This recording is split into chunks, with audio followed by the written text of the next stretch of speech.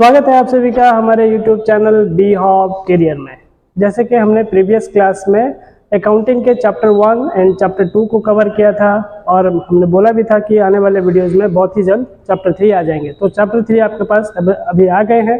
तो देखते हैं हम चैप्टर 3 में क्या है। चैप्टर 3 हमारा क्वेश्चन आ रहा है, जैसे what is single entry system, right.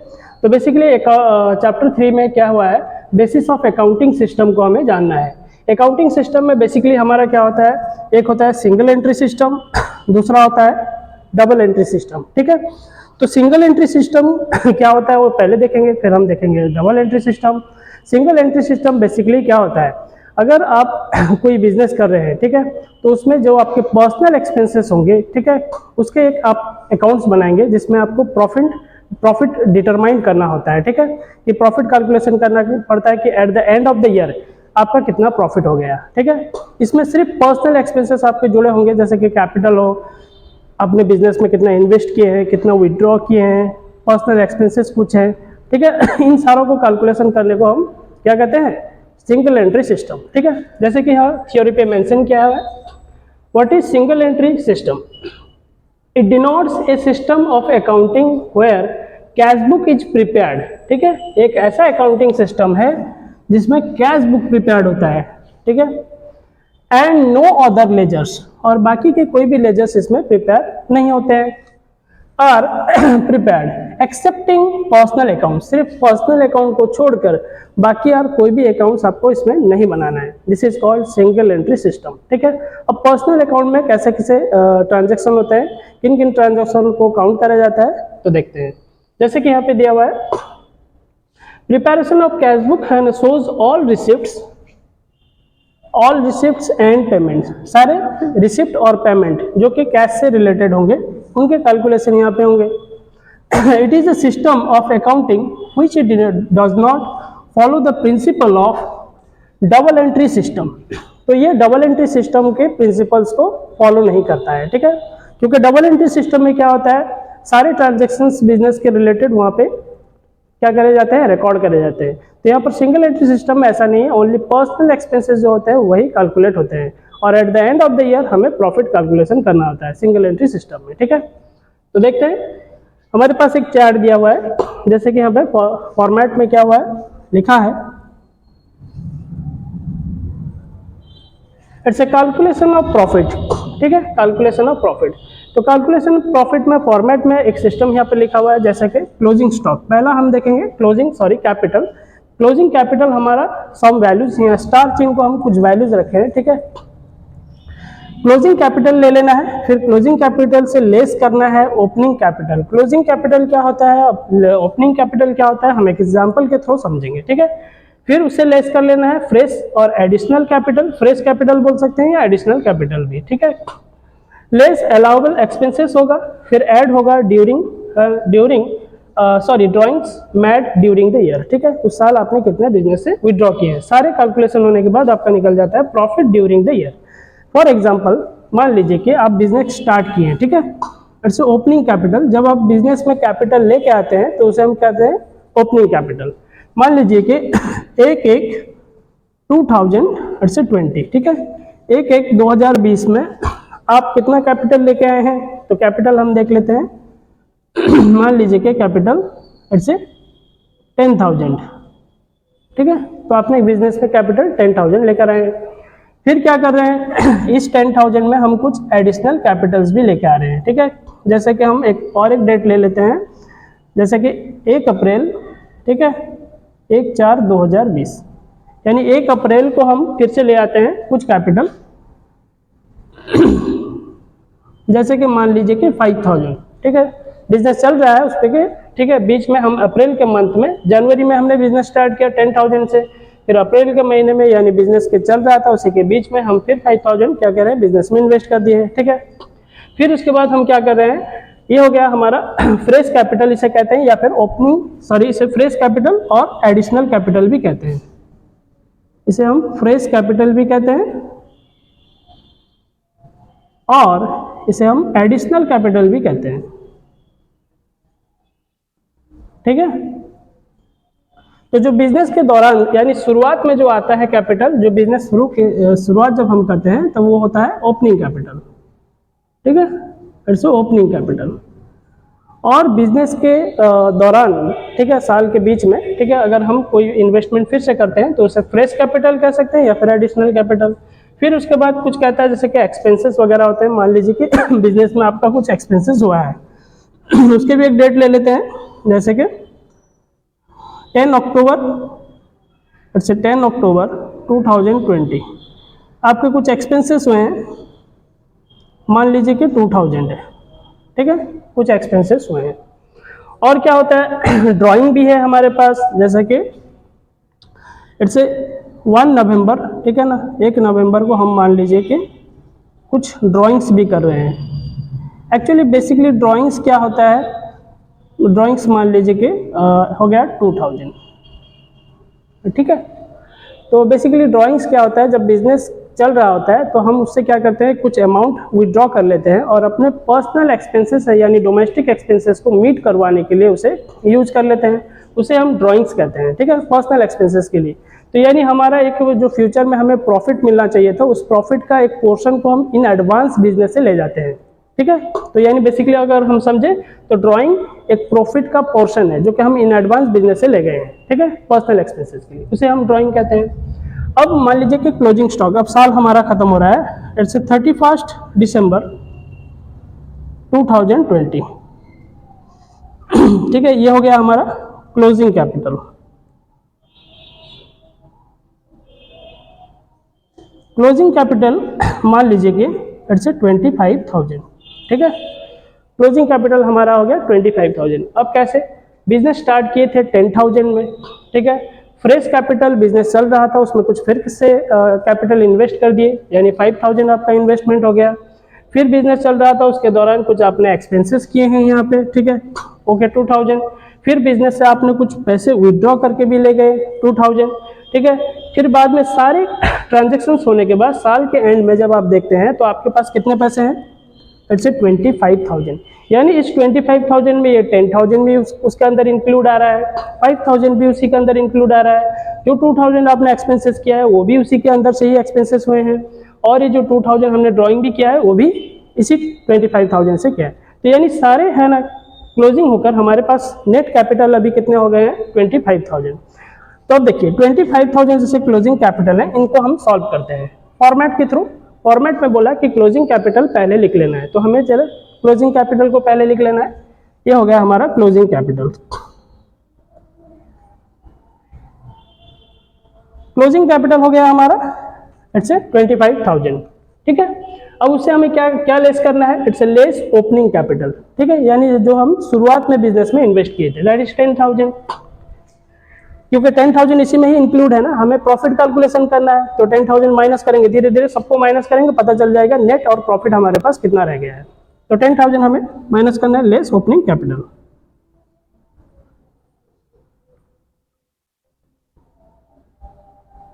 $10,000 minus हो गया तो रह गया हमारा कितना, अब इट्स 15,000, ठीक है। फिर हमें क्या करना है, लेस करना है फ्रेश और एडिशनल कैपिटल, यानी बिजनेस चल रहा था उसके दौरान जो हमने इन्वेस्ट किया है बीच में, तो उसे भी हमें माइनस कर लेना है। तो फ्रेश कैपिटल और एडिशनल कैपिटल हमारे पास कितने हैं, 5,000। तो चलिए इसे भी लेस कर लेते हैं, less fresh capital,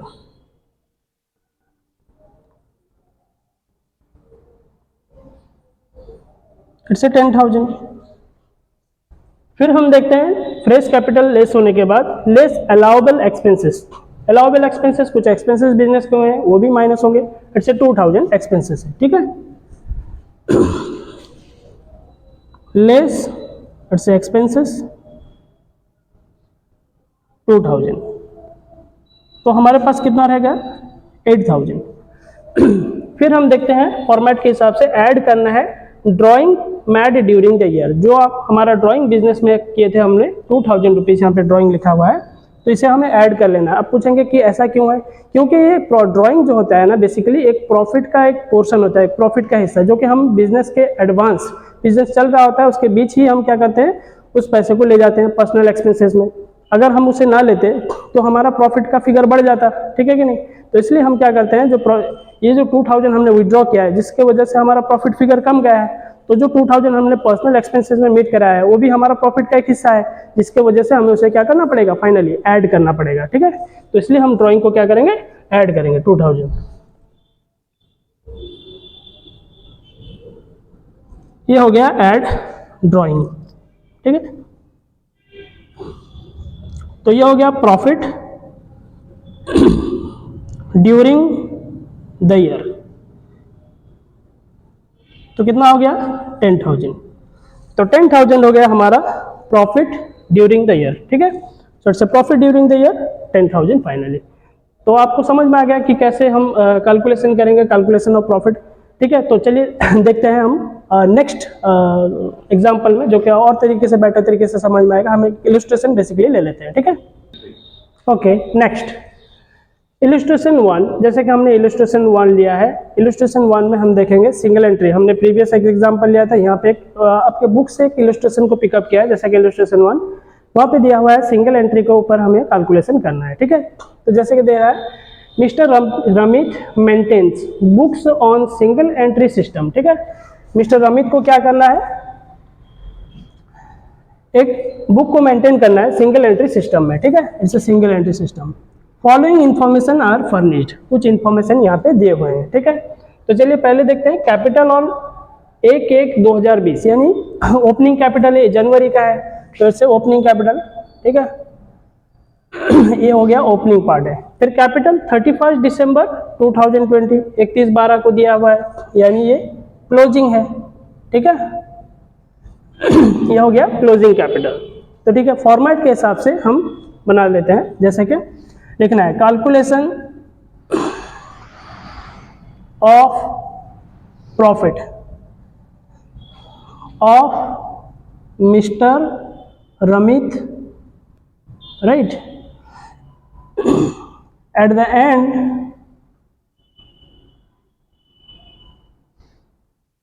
end of year 2020। ठीक है,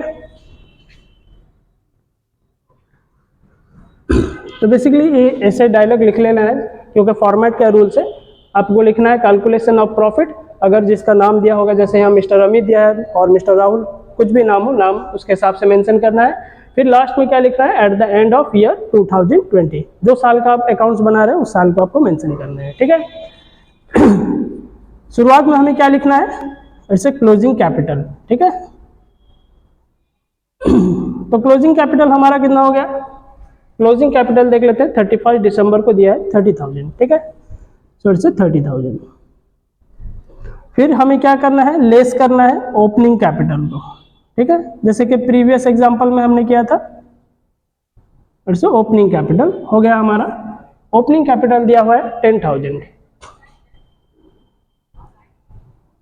ठीक है, देन फिर और क्या लेस करेंगे हम, फ्रेश कैपिटल भी इंट्रोड्यूस हुआ है 1/10/2020 को, यानी 1 अक्टूबर को हुआ है 3,000 फ्रेश कैपिटल। फ्रेश कैपिटल वही होता है जो कि बिजनेस के मिड टर्म में, ठीक है, हमें इन्वेस्ट कर देते हैं फिर से एक न्यू अमाउंट को, उसे हम फ्रेश कैपिटल कहते हैं, वो भी लेस होगा। फिर क्या होता है, और ओपनिंग कैपिटल हमारा हो गया। ठीक है, और क्लोजिंग कैपिटल हमने ले लिया, फ्रेश कैपिटल ले लिया, बाकी रह गया ड्राइंग। ड्राइंग जो है फॉर्मेट के हिसाब से हमें ऐड करना है। तो चलिए इससे पहले माइनस कर लेते हैं। जैसे कि हो गया 30 से 10 और ये 3 माइनस कर लेते हैं, 20,000 एंड 17,000, राइट, ऐसे 17,000। देन हम क्या लेस करेंगे, सॉरी ऐड करना है हमें, it's a drawing, add drawing during the year. ठीक है, तो ड्राइंग हमने कितना किया है, ड्राइंग हो गया 8,000। जैसे कि मैंने प्रीवियस एग्जांपल में भी बोला था कि ड्राइंग हमें क्यों ऐड करना है। ड्राइंग एक प्रॉफिट का पोर्शन है जो कि इन एडवांस हमने बिजनेस से ले लिया था। तो अगर जब हम ड्राइंग ना लेते तो आज हमारा प्रॉफिट का फिगर एक बड़ा होता। ठीक है, तो ड्राइंग हमने जब इन एडवांस ले लिया है तो एक्चुअल प्रॉफिट जानने के लिए हम क्या करेंगे, उस जो एडवांस प्रॉफिट को हम ले गए हैं, यानी एडवांस ड्राइंग को जो ले गए हैं उसे हमें ऐड करना है। ठीक है, तो यहाँ हम ऐड करेंगे, ये हो गया 8,000, सो इट्स 25,000, राइट। सो 25,000 हो गया हमारा, it's a profit during the year. It's your answer, right? Okay, next, what is double entry system? हमने सिंगल एंट्री सिस्टम को कवर कर लिया, अब बारी है डबल एंट्री सिस्टम की, ठीक है? डबल एंट्री सिस्टम एक्चुअली क्या होता है? मान लीजिए कि आप कहीं से परचेस किए हैं, 10,000 के कहीं प्रोडक्ट्स आपने परचेस किया है। जैसे कि 10,000 के परचेस करने के बाद आपको क्या करना पड़ता है, उसे ट्रांजैक्शंस को रिकॉर्ड करना पड़ता है, ठीक है? तो मान लीजिए कि आपने 10,000 के परचेस किए हैं, तो आप अपने ट्रांजैक्शन में क्या लिखेंगे कि मैंने 10,000 के सर्टन प्रोडक्ट्स को परचेस किया है। तो एट द सेम टाइम वहाँ पे क्या होता है ना, सेलर क्या करता है, फिर सेलर वहाँ पे मेंशन करता है कि मैंने 10,000 के प्रोडक्ट आपको बेचा है, ठीक है ना?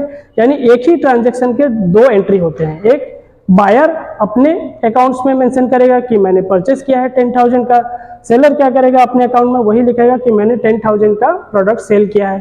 तो एक ही ट्रांजैक्शन का दो बार एंट्री होता है, एक बायर करता है, एक सेलर करता है, ठीक है? तो इसे कहते हैं बेसिकली डबल एंट्री सिस्टम, ठीक है? तो डबल एंट्री सिस्टम में और भी आते हैं, जैसे कि हम लोग कुछ एसेट्स खरीदते हैं, जैसे कि मान लीजिए कैश हम लोग कर गया, जैसे कि फर्नीचर हमने खरीदे 10,000 के बिजनेस के लिए।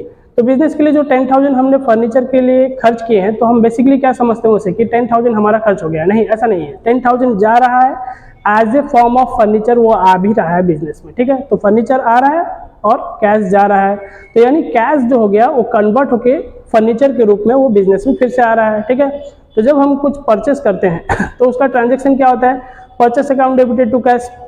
बेसिकली जर्नल एंट्रीज जो आने वाले वीडियोस में हम आपको क्लियरली बताएंगे, बट यहाँ पर एक थोड़ा सा हिंट देते हैं कि ताकि आप समझ पाएं कि डबल एंट्री सिस्टम क्या होता है। जैसे कि परचेस हम करेंगे,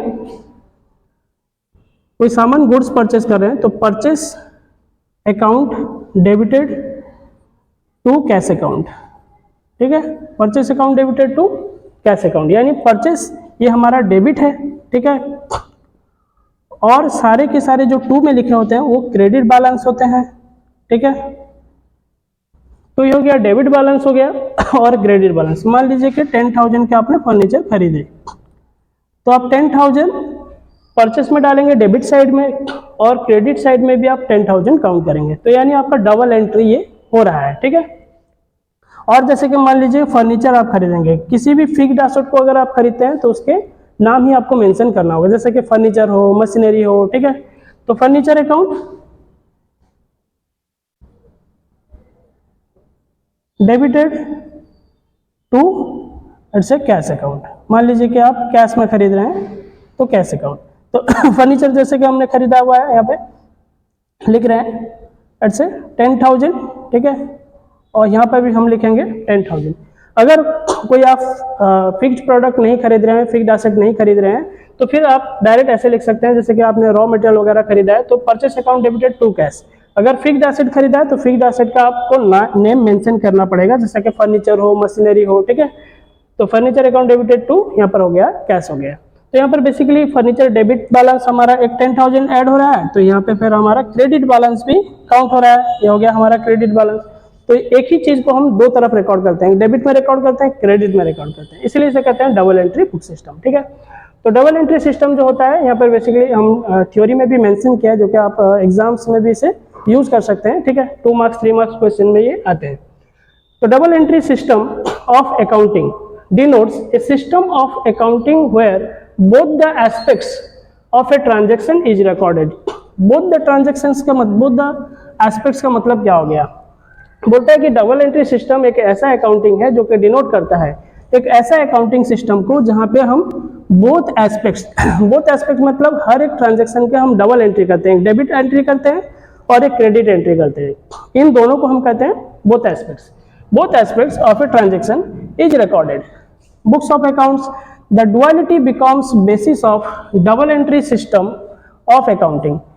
तो यहाँ पर हम डबल एंट्री के बेसिस में अकाउंटिंग कर रहे हैं। This system of accounting believes that the total of all debits must be equal to the all credits. ठीक है, तो यहाँ पर बेसिक पार्ट ये पार्ट रह गया जो कि लिख रहा है क्या, बोल रहा है कि debit must be equal to the totals of all credit, यानी आप जितने भी ट्रांजेक्शन करेंगे तो डेबिट साइड के बैलेंस जितने होंगे क्रेडिट के बैलेंस भी उतने ही होंगे। अगर जब वो मैच नहीं किए, मिसमैच हो गए, तो आपके ट्रांजेक्शन के रिकॉर्डिंग में कुछ मिस्टेक्स रह गए हैं, कुछ गलती रह गए, ठीक है।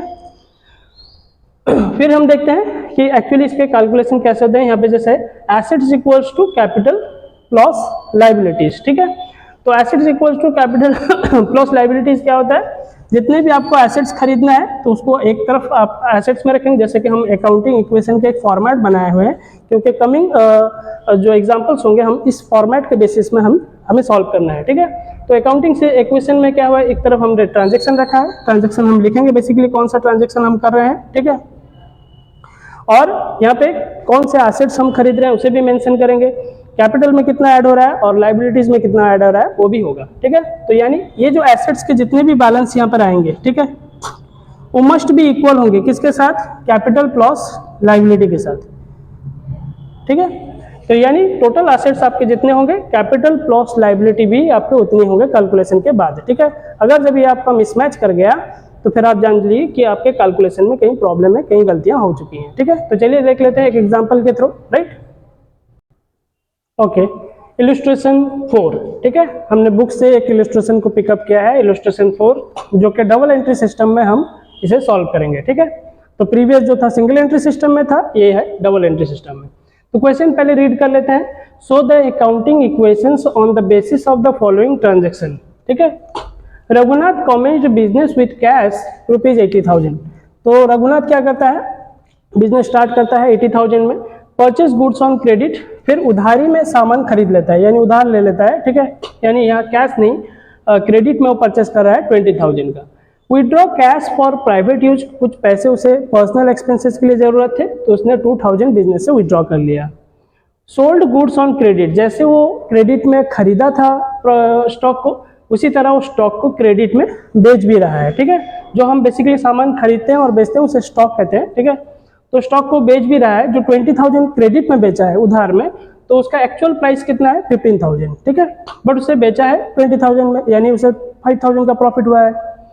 फिर क्या करता है वो, परचेज फर्नीचर 1500 का एक फर्नीचर परचेस कर लेता है। देखिए सारे क्वेश्चंस में यहाँ पर क्रेडिट लिखे हैं, यहाँ पे भी क्रेडिट लिखे हैं, बट इस क्वेश्चन में लास्ट बिट में ट्रांजैक्शन में ना ही क्रेडिट लिखा है ना ही कैश लिखा है। अगर कोई भी ट्रांजैक्शन साइलेंट है, if the transaction doesn't speak about anything else whether that is cash और क्रेडिट, यानी हम कैश में खरीद रहे हैं या फिर क्रेडिट में खरीद रहे हैं, अगर नहीं बोल रहा है तो फिर हम क्या कर लेंगे, उसे कैश ही कंसीडर करेंगे, यानी कैश में ही हम खरीद रहे हैं, ठीक है। अगर क्रेडिट होता तो क्रेडिट क्लियरली मेंशन करता, तो यहाँ पर क्रेडिट नहीं मेंशन किया, इसका मतलब वो कैश में हुआ है, ठीक है। तो चलिए कैलकुलेशन कर लेते हैं, जैसे कि अकाउंटिंग इक्वेशन, राइट।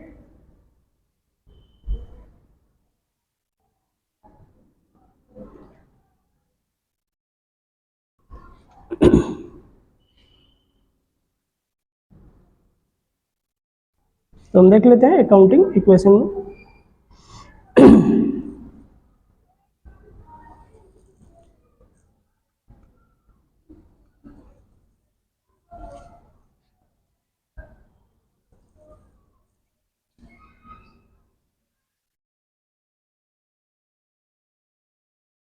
राइट, तो यहाँ पर हम देख लेते हैं, पहला बॉक्स में हमें लिखना है ट्रांजैक्शन, ठीक है, इट्स ए ट्रांजैक्शन। फिर सेकंड बॉक्स में हमें लिखना है इट्स एसेट्स, ठीक है। फिर थर्ड बॉक्स में हमें लिखना है it's capital plus liability, capital plus liabilities, ठीक है। तो जैसे हमने प्रीवियस फॉर्मेट में हमने दिखाया था कि कैसे फॉर्मेट बनाते हैं, सेम एग्जैक्ट फॉर्मेट हमने यहाँ पे भी बनाया हुआ है। तो ट्रांजैक्शन को चलिए रिकॉर्ड करते हैं। पहला ट्रांजैक्शन फर्स्ट बीट में कहता है Raghunath commenced business with cash 80,000, ठीक है।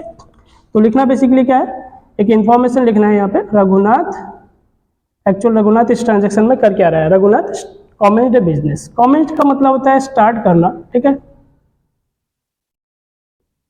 कॉमेंस्ड बिजनेस, राइट, विथ कैश, ठीक है। तो कैश लेकर आया है तो हम यहाँ पर बेसिकली लिख लेते हैं कैश, ठीक है। तो कैश कितना लेकर हुआ है बिजनेस में, 80,000, ठीक है। तो यहाँ पर कैपिटल भी हमें लिख लेना है, क्योंकि जो कैश वो बिजनेस में आते हैं, ठीक है, उसे कैपिटल कंसिडर किया जाता है, कैपिटल माना जाता है। ठीक है, तो हमें यहाँ कैपिटल भी लिख लेना है 80,000। तो हम इस ट्रांजेक्शन को क्लोज कर लेते हैं। जैसे एक ट्रांजेक्शन कंप्लीट होगा तो हमें ट्रांजेक्शन को क्लोज करके सेम उन्हें नीचे फिर कॉपी कर लेना है। कैश 80,000, ठीक है, यहाँ पर हो गया हमारा कैपिटल, इट्स 80,000। ठीक है, सेकेंड बिट, सेकेंड ट्रांजेक्शन में हम देखते हैं परचेज गुड्स ऑन क्रेडिट 20,000, यानी 20,000 में वो परचेस किया है, वो भी क्रेडिट किया है। अगर हमारा क्रेडिट परचेस हुआ है यानी हमारा कैश खर्च नहीं हुआ है तो कैश से कुछ भी माइनस नहीं होगा।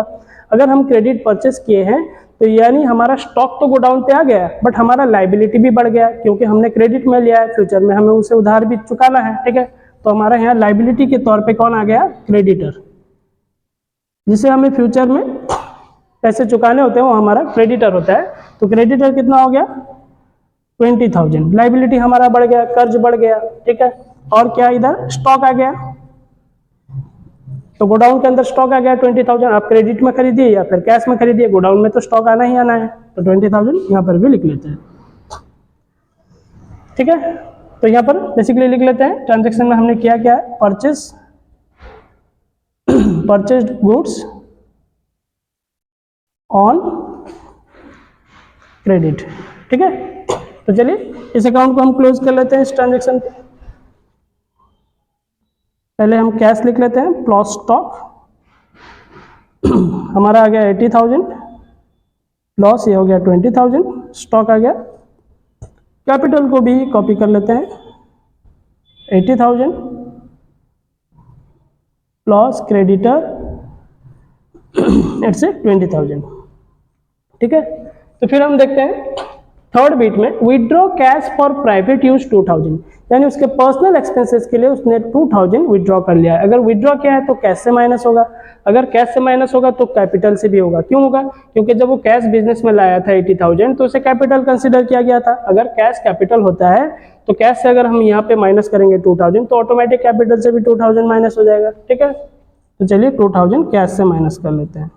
यहाँ पर हो गया कैपिटल से भी 2,000, और बिट में क्या लिखते हैं, विड्रॉ कैश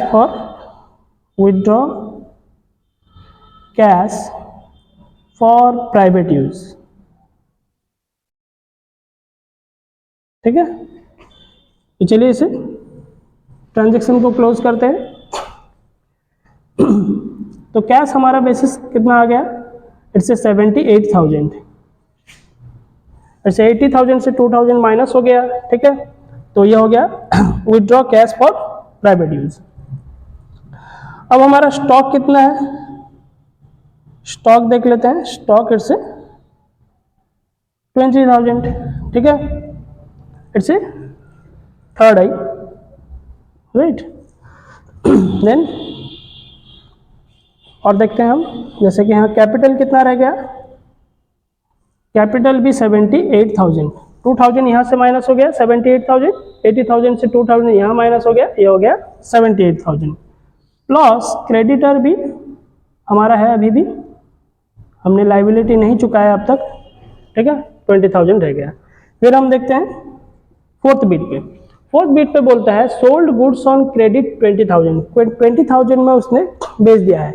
अगर क्रेडिट में उसे बेचा है तो यानी कैश नहीं आया है, सामान बिक चुका है बट कैश नहीं आया है। अगर कैश नहीं आया है तो वो फ्यूचर में हमें पैसे देगा, तो फ्यूचर में जो हमें पैसे देता है वो हमारा डेप्टर होता है। जिसे हमें पैसे देना होता है वो हमारा क्रेडिटर, हम जिससे पैसे लेना होता है तो वो हमारा बनता है डेप्टर। तो डेप्टर बेसिकली एक एसेट होता है, तो हम यहाँ पे लिख लेते हैं डेप्टर। डेप्टर हमें कितना देगा, फिर से 20,000। ठीक है, क्योंकि हमने क्रेडिट में बेचा है।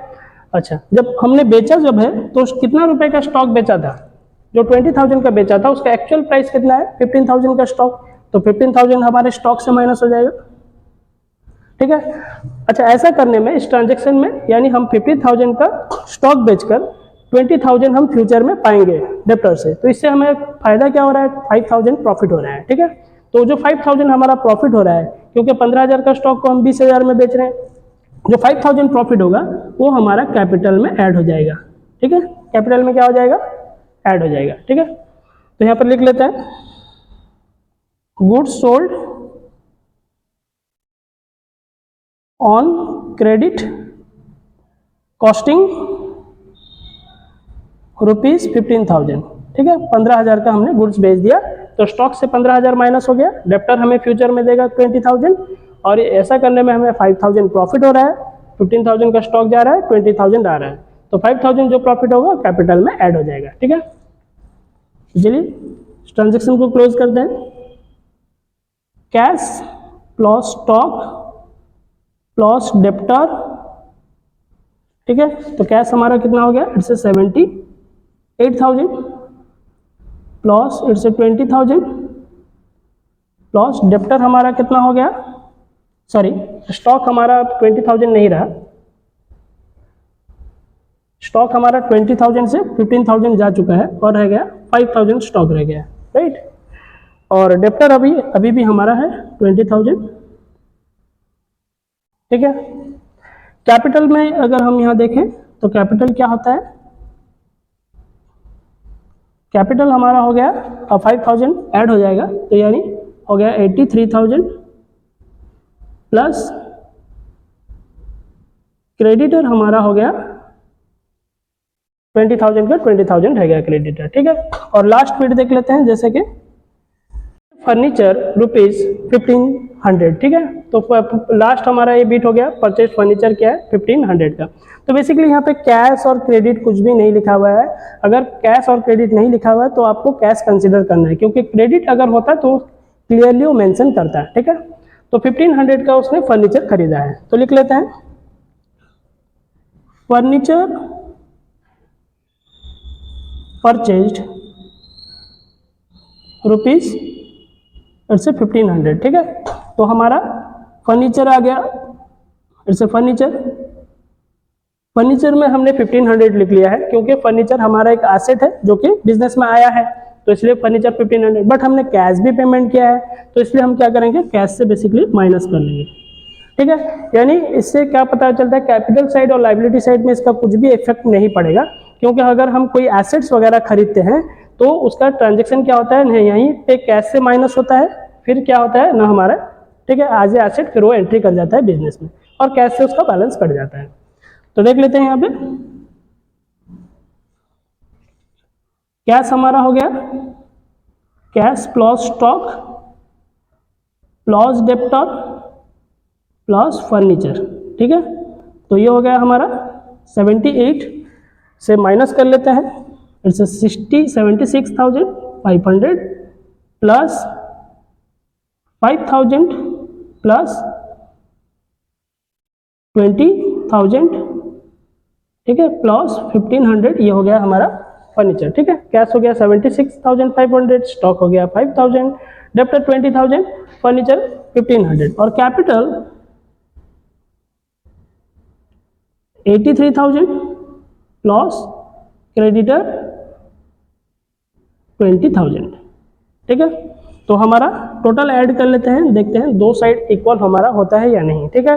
तो बेसिकली हम ऐड कर लेते हैं यहाँ पे 76,500 हमारा कैश है, प्लस 5,000 है स्टॉक, प्लस डेप्टर कितना हो गया, इट्स 20,000, 1500 हमारा हो गया फर्नीचर, ठीक है। तो हम ऐड कर लेते हैं, it's 0 0 5 5 10 0 in hand 1, it's 6 5 11 1 12 1 13 3 in hand 1 7 2 9, it's 10, यानी हो गया आपके 1,03,000, ठीक है। इट्स 1,03,000 हमारा एसेट साइड हो रहा है, इट्स 1 लाख, इट्स टोटल हमारा अमाउंट कितना हो गया, इट्स 1,03,000, ठीक है, एसेट साइड हो गए। और कैपिटल और लाइबिलिटी 83,000 को अगर 20,000 में ऐड कर ले तो ये भी हो जाता है 1,03,000, यानी ये पता चल गया हमारा कि एसेट्स हमारा जितना हो रहा है कैपिटल प्लस लाइबिलिटी भी उतनी हो रहा है, ठीक है। तो ये हमारा कॉन्सेप्ट चलता है। तो उम्मीद करते हैं कि इलस्ट्रेशन 4 हमने आपको प्रॉपर तरीके से समझा पाए हैं, ठीक है। अगर वीडियो आपको अच्छा लगा है तो वीडियो को आप जाएं, हर चैनल सब्सक्राइब करें, लाइक करें, प्रेस करें बेल आइकन को, ताकि आने वाली वीडियोस के नोटिफिकेशन आपको मिल जाएंगे। अगर आपको किसी क्वेश्चंस पे डाउट रहता है तो आप कमेंट सेक्शन में जाके कमेंट कर सकते हैं, क्वेश्चंस पूछ सकते हैं, ठीक है। और क्या कर सकते हैं आप, जैसे कि कई सारे कमिंग वीडियोस में अगर हमारे पास कुछ और सॉल्यूशंस अवेलेबल हो सके तो उसे भी आपको बोलना है कमेंट सेक्शन में, तो हम उसे भी अवेलेबल कर पाएंगे आपके लिए। और जैसे कि मान लीजिए कि कमिंग जो क्वेश्चंस होंगे एग्जाम्स के उसे भी हम सॉल्व करेंगे। बाकी के जो हो गए एक्सरसाइज के क्वेश्चंस वो बीट बाय बीट आपको सॉल्व करे जाएंगे जैसे कि प्रीवियस वीडियोस में होते थे, ठीक है। और इससे आपके क्या हो जाएंगे ना, आपके सिलेबस कवर भी हो पाएंगे और एक आप प्रॉपर नोट को प्रिपेयर कर पाएंगे before exam, right. Have a good day.